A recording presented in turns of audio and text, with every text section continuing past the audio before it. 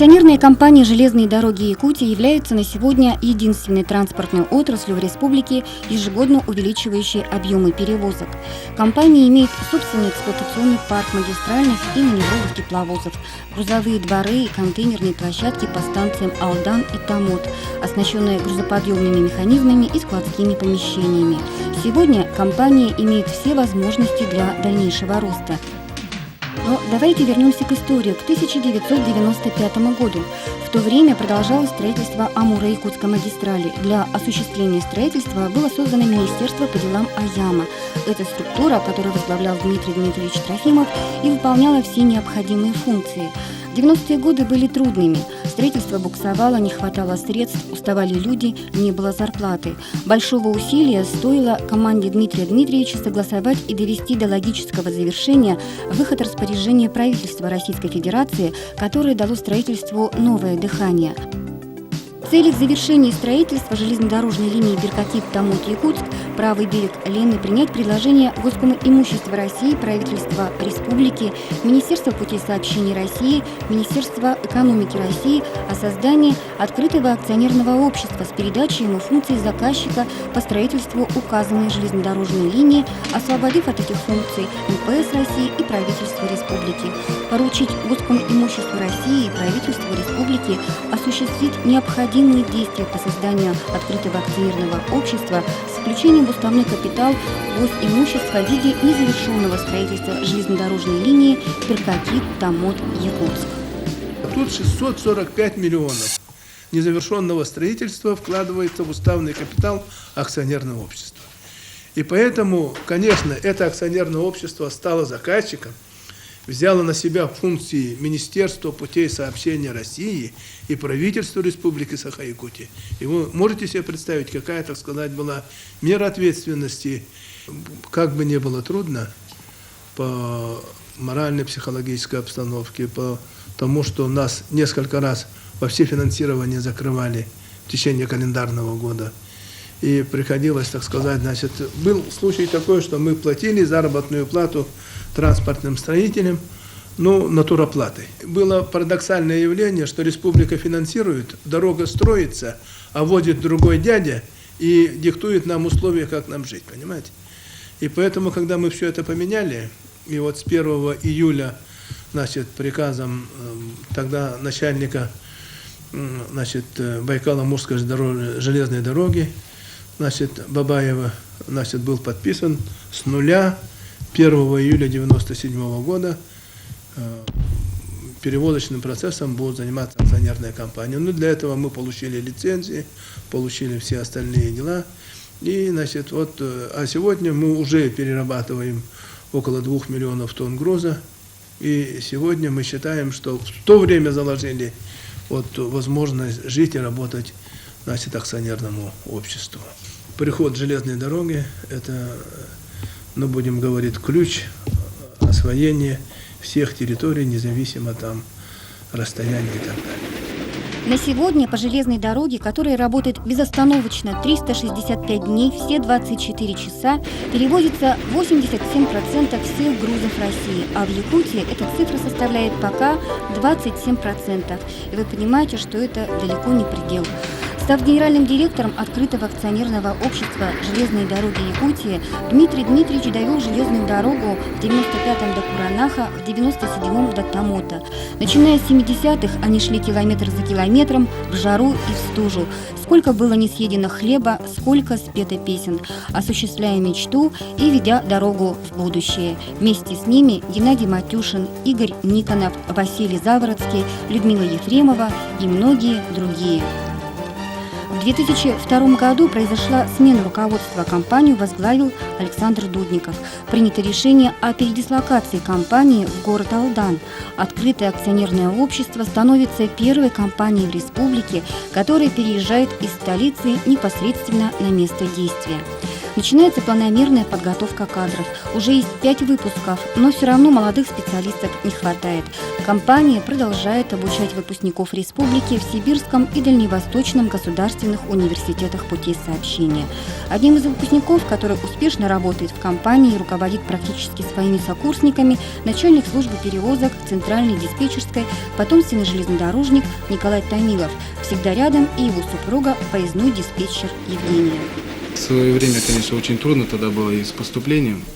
Нам очень помогли здесь, в Якутске, значит, и по программе, и, значит, компания тогда, значит, был Дмитрий Дмитриевич генеральным директором, и они всячески нам помогали на протяжении всех 5 лет. Все-таки доверие есть. А когда есть доверие, то меня просто-напросто ставят в такие рамки, чтобы до конца доводить свои дела.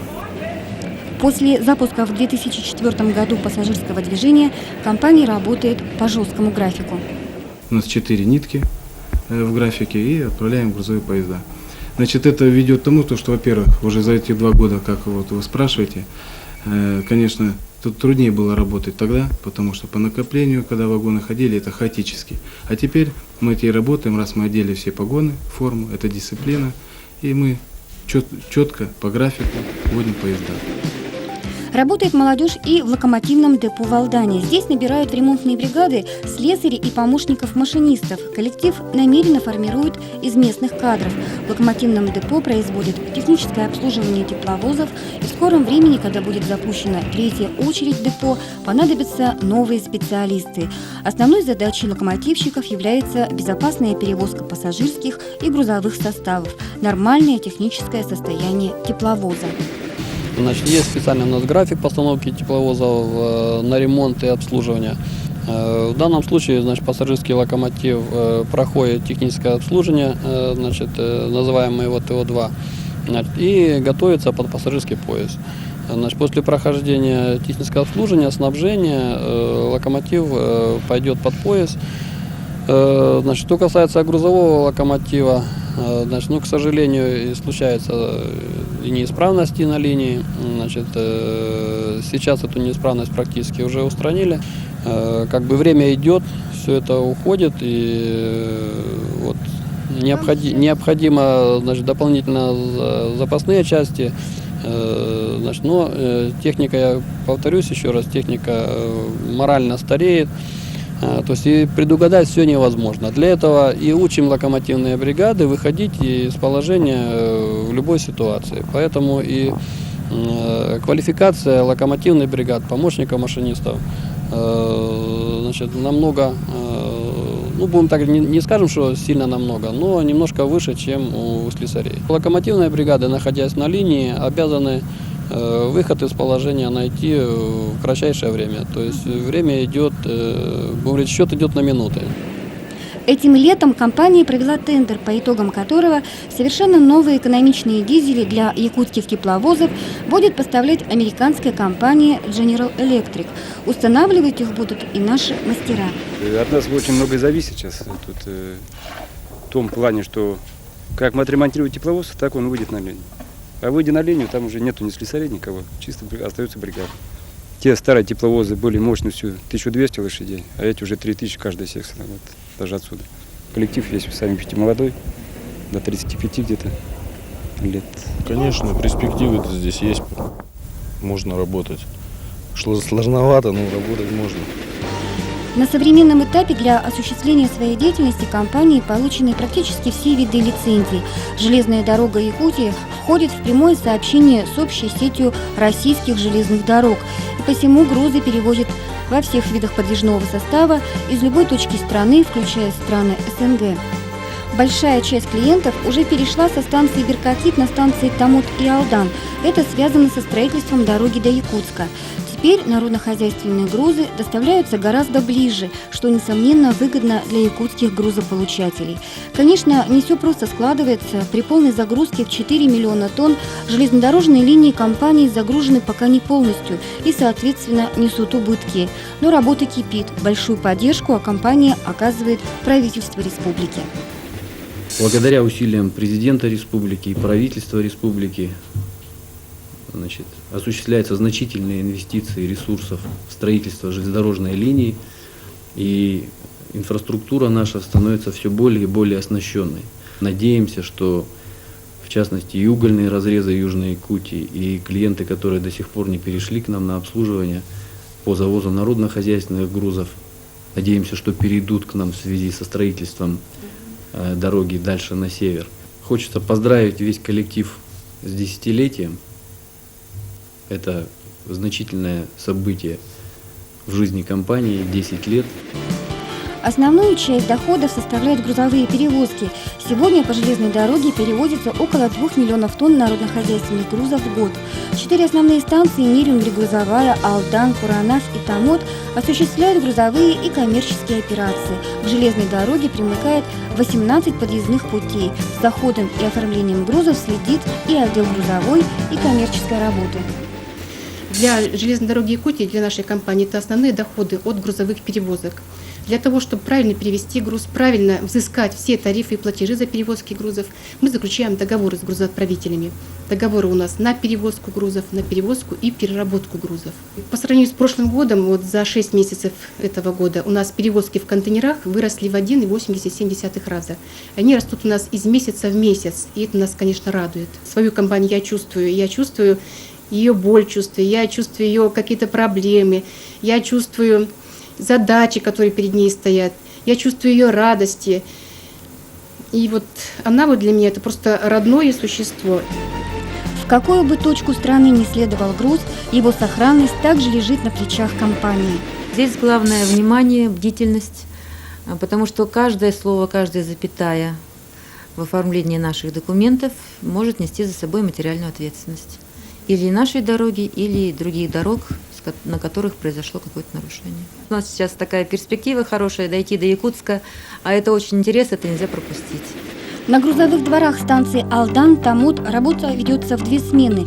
При хорошем поступлении грузов здесь перерабатывают до 17 платформ в день, а по тоннажу до 20 тонн. С каждым годом объемы грузов растут. Один из основных заказчиков груза – инжиниринговая корпорация «Трансстрой». Железнодорожники с радостью принимают и обрабатывают эти грузы. Все для строительства железной дороги, для общей перспективы. Мостовые конструкции, техника, различное оборудование, товары народного потребления, продовольственные товары. Мы хотим удлинить подходной путь, чтобы у нас платформ больше было вмещал. Сейчас у нас вмещается 9 платформ, поэтому приходится ждать, пока поезд перестановку сделает. И зарплата вот маловато. 5000, 5200 получает стропольщик. Но Шимохин обещал нам, что повысит. И генеральный директор свое обещание выполнил, зарплату стропольщикам повысил. Для молодой акционерной компании вопрос оплаты труда – один из важных и трудных. Тем не менее, с каждым годом коллектив продолжает расти. В этом году профсоюзной организации компании исполнилось 2 года. У нас коллектив молодой, молодежи у нас очень много, молодежь у нас создает семьи, рожает деток. И вот как бы к этому мы еще сделали дополнение, что на рождение ребенка и на свадьбу в Кулдогове записали нематериальную помощь в размере 10 тысяч. За 2 года, будем говорить, нашей профсоюзной организации у нас уже выросли 4 службы, пассажирское движение, служба, там и проводники у нас, и обслуживание поезда, потом служба связи, энергослужба, службы растут. Коллектив возрастает, а в принципе, вы сами знаете, что пассажирское движение у нас убыточное, к сожалению, но тем не менее у нас республика, и мы должны двигаться вперед.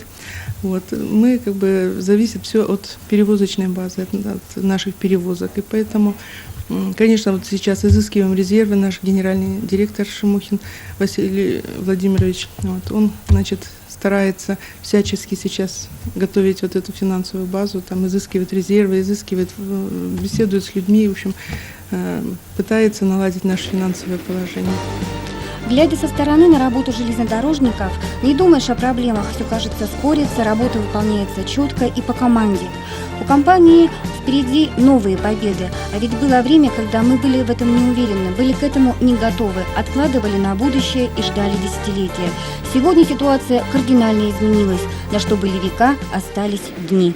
Коллектив, который сегодня эксплуатирует эту небольшой участок дороги, он весь, я бы сказал, этот коллектив, который сегодня уже, это люди-патриоты. Они могли бы с удовольствием уехать, может быть, там больше платят, устроиться на работу. Но вот эти вот, я не говорю, что они просто вот, они верят в свой завтрашний день. Сегодня есть проблемы, и с жильем проблемы, как везде. И заработная плата, я говорил, что не самая высокая, ниже, чем в акционерном обществе Российские железные дороги. И, конечно, трудности чисто эксплуатационные, поскольку дорога новая, масса еще. Ведь мы работаем в режиме временной эксплуатации дороги. И тем не менее, если бы вот тот, кто меня видит и слышит, не железнодорожник, и побывал бы там, увидел вот этот настрой, вот этот психологический, я бы сказал, эмоциональный настрой в коллективе, веру в свои силы и в свое будущее, то, конечно, отношение бы было другое. 28 августа прошлого года. Замечательный праздник. Будет теперь для нас, для всех. Это начало пассажирских перевозок по железной дороге. По итогам этого года будет 100 тысяч пассажиров. 100 тысяч. Это много или мало? Это много. Я просто готов пропагандировать, убеждать и так далее, что и традиции железнодорожников, которые накоплены во всем мире, это отдельная каста людей. Вот это 10-летний юбилей, что ли, так? Я уже сказал, это только начало большой биографии. Поэтому я рад за то, что у нашей республики, подчеркиваю, есть железная дорога. По результатам минувшего года железные дороги Якутии признаны лучшей компанией Дальневосточного региона. Это произошло благодаря открытию новых станций, новых вокзалов, запустили собственные поездные формирования, вагонооператоры, тепловозооператоры. Лучшей признана кадровая работа. 28 августа 2004 года открылось пассажирское движение. В 2004 году компании перевезено 19 тысяч пассажиров, в 2005 году ожидается 100 тысяч. Якутяне со станции Тамот, Алдан могут следовать в любую точку России и за рубеж. А через несколько лет жители столицы и центральных улусов республики воспользуются услугами пассажирских перевозок. Уже подписан генеральный план о строительстве железной дороги до Ленска, Магадана, Алекминска. В прошлом году мы планировали только охватывать беспересадочными вагонами два направления Москва-Хабаровск. Вот. В этом году мы ездим также Москва, Хабаровск, добавился у нас Благовещенск и, так сказать, для обеспечения завоза вахт строителей большой поток пассажиров у нас идет с Тынды. То есть мы запустили свой уже вагон беспересадочный Тамот-Тында. Из Тамота сейчас можно уехать в любую сторону. Запад и восток открыты для пассажиров. Дорога раскроет свой потенциал полностью, когда мы дойдем до Якутска. Объем перевозок продолжает расти. Наибольшей привлекательностью для жителей республики является прежде всего цены на билеты, позволяющие поехать в отпуск всей семьей. Немаловажную роль играет и желание увидеть Россию. Стоимость билетов действительно доступна. А пассажирские вагоны компании приобретены только в прошлом году. Они удобны и уютны. Спальные места обиты гобеленом, компактно можно поместить любой багаж. В вагоне поддерживается постоянная температура, в купе работают кондиционеры. Проводники имеют прямую связь со всем составом, действует компьютерное управление. Коллектив у нас, бригады создаются так, полностью бригады по 23 человека проводников. Но бригады получается, что сейчас на Тынду уходит двое, так как у нас 2 вагона по 2 проводника, когда приходится работать по 3 проводника на 2 вагона. 15 дней работаем вахта, 15 дней у нас отдых. После учебы в Тынде, как мы отучились, мы ездили проводники, кто на Москву, кто на Новосибирск. Практика у нас была, конечно. Мне это нравится. Мне кажется, я нашла то, что я хотела бы в своей жизни. В 2005 году компания получила официальное разъяснение Федерального агентства железнодорожного транспорта о том, что железные дороги Якутии являются владельцем инфраструктуры железнодорожного транспорта общего пользования как абсолютно равноправный субъект. это полное признание. И так год за годом, шаг за шагом компания укрепляет свои позиции. До конца 2005 года компания, как и наметила, продолжит работу по уменьшению издержек и увеличению грузооборота. Будет делать все, чтобы сбалансировать доходы и расходы, сделать компанию самодостаточной и стабильной. Компания продолжает заключать договора с крупными поставщиками грузов, работает на перспективу. В Сырьевой Республике будет чем заполнить магистрали железнодорожных компаний России и Дальнего Востока. Мы добились, наверное, одного из лучшего показателя среди транспортных комплексов республики. Мы увеличили на 26% объем тонн на километр. То есть мы на 26% стали больше тонн на километр зарабатывать. Естественно, у нас возросли доходы. И доходы этого года по сравнению с предыдущим годом возросли на 37%. То есть даже мы такой рост таких доходов, все равно все-таки тяжелые убытки от пассажирского движения, мы их не перекрываем. Безусловно, на стыке между российскими железными дорогами и якутскими железными дорогами все работает на основании договоров. Если по грузовым перевозкам мы уже отработали, уже 3-й год заключены договора, уже наработано идет вагонопользование, там у нас есть понимание, то по пассажирским перевозкам здесь очень все сложно. Это впервые, когда одна инфраструктура и вторая инфраструктура работают вместе. И вот так вот в каждом конкретном случае где-то находим, где-то не находим, и вот постепенно продвигаемся. Сейчас задача стоит у нас в самое ближайшее время, это развязать узел Нерюнгри-Пассажирской, чтобы мы своими поездными формированиями, вагонами, тепловозами мы выходить с малых угольных разрезов на Нерюнгринскую ГРЭС.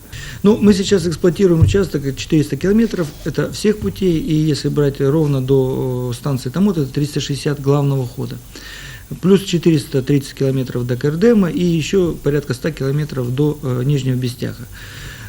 Конечно, ждать когда-то 2008 года, что мы с Томота двинемся, нельзя. Мы надеемся, что строители, если в следующем году сдадут во временную эксплуатацию нам участок Томот-Амга, мы часть грузов, конечно, не пассажирское движение, безусловно. Пассажирское движение будет позже, когда будет обкатан путь, когда выполнены будут основные требования безопасности движения, позже будет. Но груза мы уже начнем завозить до Амги. И так по участкам. Как только участок будет сдаваться, мы будем заходить вперед. Дело в том, что эксплуатация вот этого участка до Кердема, она для нас уже понятна и ясна. Мы умеем эксплуатировать участок, туда, в тех же, участках, скажем, Денисовский, Таежный, Кит, эти станции, которые у нас есть, этот участок, он нам понятен, мы знаем, что там делать. Мы сюда будем привлекать трудовые ресурсы уже непосредственно с УЛУ. Мы работаем и с главой администрации УЛУ, недавно встречались в поселке, что мы говорим, что давайте, ваших ребят, которые заканчивают школу, давайте мы направляйте к нам, мы их будем обучать, чтобы они через 3-4 года уже пришли местные, имея квартиры и так далее, чтобы нести меньше социальную, нагрузку.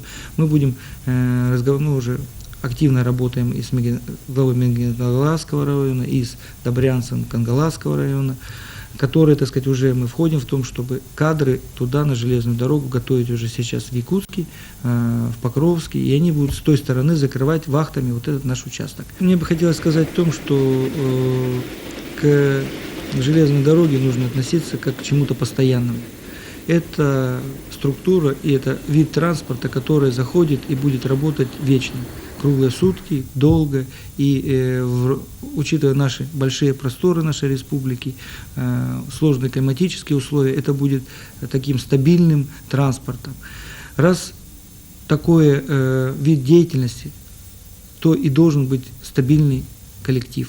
И мне бы хотелось сказать, что коллектив, который у нас работает, мы очень много учим молодых специалистов в Новосибирске железнодорожном. У нас на сегодняшний день порядка 160 человек по нашему направлению учатся в вузах. Несмотря на то, что у нас, конечно, сейчас невысокая заработная плата по сравнению с другими отраслями, но будут доходы, будут объемы перевозок, безусловно, мы эту проблему решим. Но то, что мы надолго, можно сказать, навсегда в республике, это каждый член нашего коллектива и каждый, кто с нами работает, смежники, поставщики, кто вместе работает, и все жители, Республики Якутия, потенциальные пассажиры наши, должны быть уверены, что мы здесь навсегда.